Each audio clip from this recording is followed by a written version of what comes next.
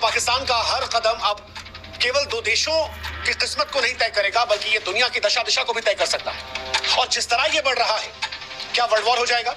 क्योंकि अगर world war हुई तो फिर पूरे विश्व को युद्ध खत्म कर देगा।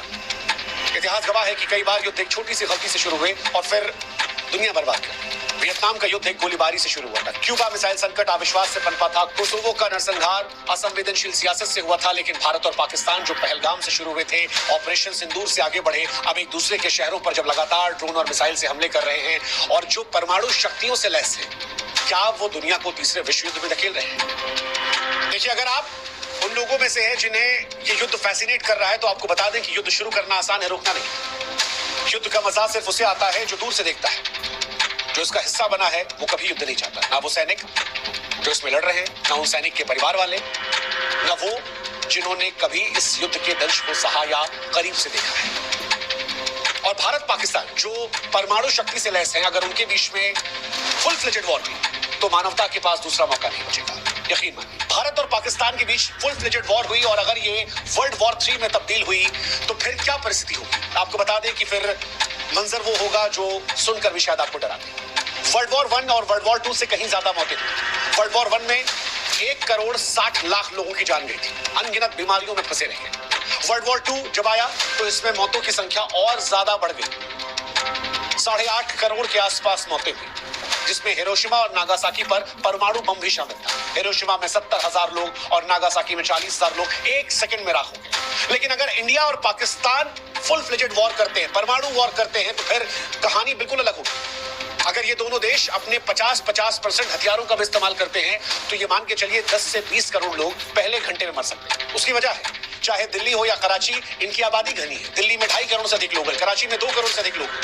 आधुनिक हथियार इनके पास है जो 15 से लेकर 300 किलोटन की शक्ति रखते हैं। हिरोशिमा में 15 किलोटन का इस्तेमाल किया गया था, अब 300 किलोटन तक के हथियार हैं। आप सोचिए कितने गुना है। अब अगर हथियारों की ताकत बड़ी है तो तबाही का मंजर भी तो बड़ा होगा।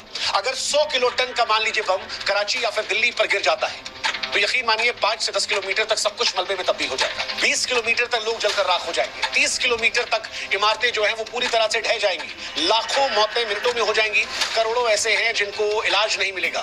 रेडिएशन का असर अलग आएगा। कैंसर, अपंगता और आगे आने वाली पीढ़ियों में बीमारियां जो इंसान की नस्लों को बर्बाद करते रहते हैं। अब अगर आपको लगता है कि दोनों देश समझदार हैं, वो लड़ रहे हैं, वर्ल्ड वॉर जैसी सिचुएशन या परमाणु वॉर जैसी सिचुएशन नहीं होगी, तो आपको ये समझना पड़ेगा कि एक गलती वर्ल्ड वॉर शुरू कर सकती है। एक गलती।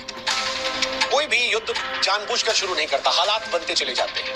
एक मिसफायर, आज भारत और पाकिस्तान के बीच तनाव की तपती रेत पर एक ऐसी गलती, एक मिसाइल का गलत निशाना, एक साइबर हमला, एक आतंकी साजिश या खुफिया जानकारी की चूक न केवल दोनों देशों को बल्कि पूरी दुनिया को तीसरे विश्व युद्ध की भट्टी में झोंक सकती है। ये दोनों देश ऐसे हैं जो परमाणु हथियारों से लैस हैं। गलतफहमी को सुधारने का वक्त शायद चंद मिनट भी होंगे। उदाहरण के तौर पर एलओसी पर तनाव के दौरान एक मिसाइल अगर गलत निशाना साध लेती है तो दुनिया बदल सकती है। ऐसा पहले भी हुआ है।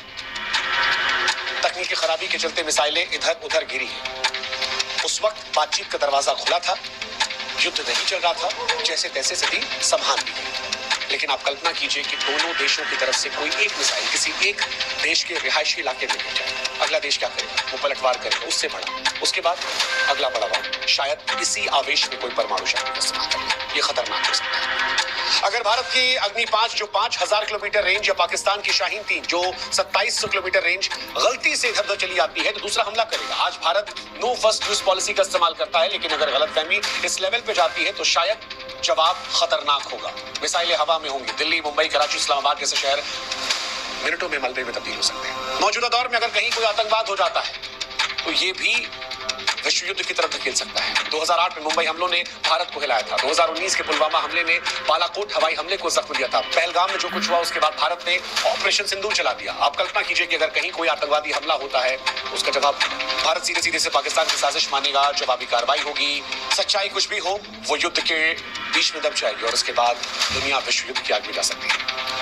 भारत और पाकिस्तान के बीच संयुक्त रूप से सैकड़ों हथियार। भारत के पास अनुमानित 180 हथियार हैं परमाणु के। पाकिस्तान के पास भी 170 के आसपास है। और दोनों की मिसाइलें, चाहे भारत की अग्नि या पाकिस्तानी गजनवी, मिनटों में एक दूसरे के शहरों को राख कर सकती है। यकीन मानिए, दिल्ली से इस्लामाबाद, कराची से लेकर मुंबई, अगर ये मिसाइलें चलती हैं